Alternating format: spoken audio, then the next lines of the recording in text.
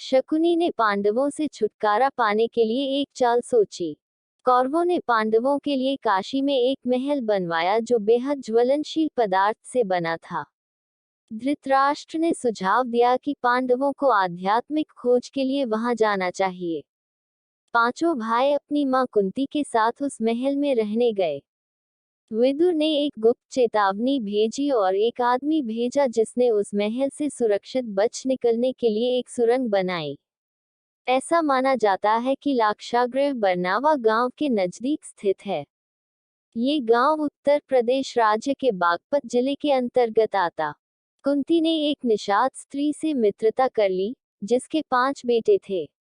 वो अक्सर उन्हें महल में आमंत्रित करती, खूब खिलाती पिलाती और उनकी देखभाल करती।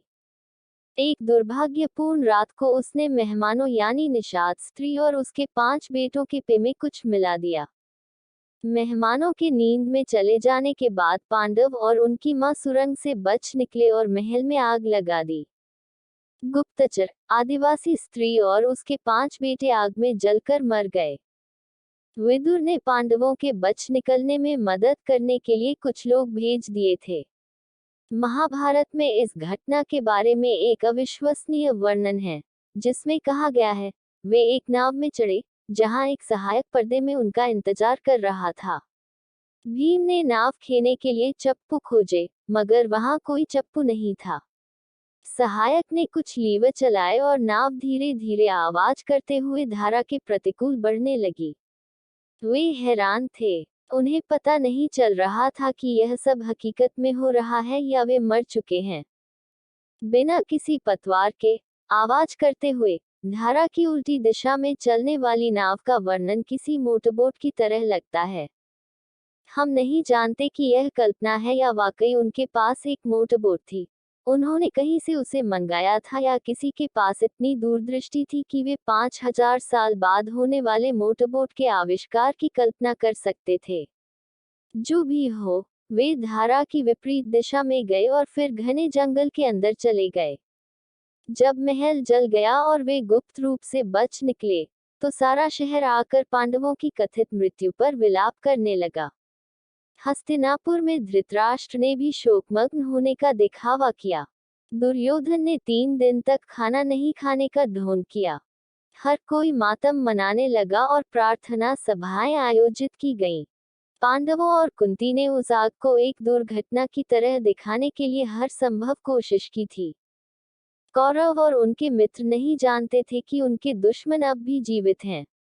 निषाद स्त्री और उसके बेटों के शव मिलने से ऐसा लगा कि पांडव और कुंती की मृत्यु हो गई है।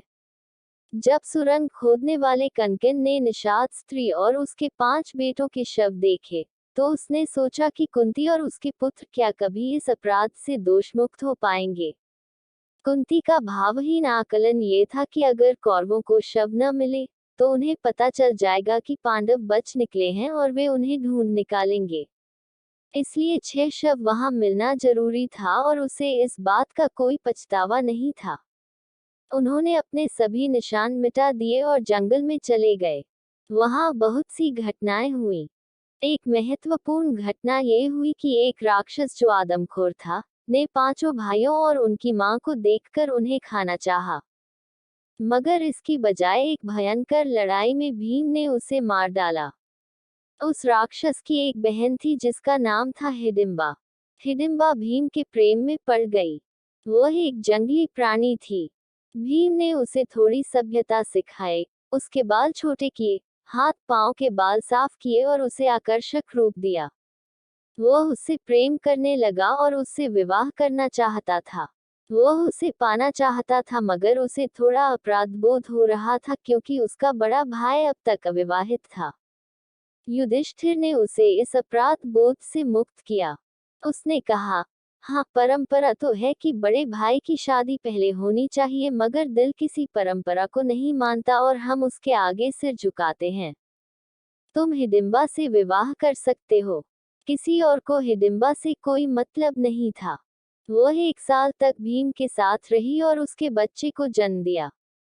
बच्चे के सिर पर जन्म से ही बाल नहीं थे और उसका सिर एक घड़े की तरह था। उसका नाम घटोत्कच रखा गया। जिसका मतलब है घड़े की तरह सिर वाला और बिना बाल वाला। उसका शरीर बहुत विशाल था। बाद में वह युद्ध में बहुत उपयोगी साबित हुआ क्योंकि वह बहुत बलशाली योद्धा बन गया था। कुंती ने देखा कि भीम बहुत घरेलू बनता जा रहा है। वह जानती थी कि अगर वह अपनी पत्नी के साथ ही रहा तो कभी न कभी सभी भाई अलग अलग हो जाएंगे। अगर भाई अलग अलग हो गए तो उन्हें राज्य कभी नहीं मिल सकता था। इसलिए उसने एक फरमान सुनाया, तुम इस राक्षस स्त्री के साथ अब और नहीं रह सकते क्योंकि यह आर्य नहीं है। फिर वह भीम और उसके 4 भाइयों को लेकर वन से एक छोटे से नगर में रहने चली गई, जिसका नाम था इक्चिक्र। अगर आपको ये स्टोरी अच्छी लगी हो तो इसे जरूर शेयर करें और इसी तरह के अन्य लेख पढ़ने के लिए सब्सक्राइब की बटन दबाएं।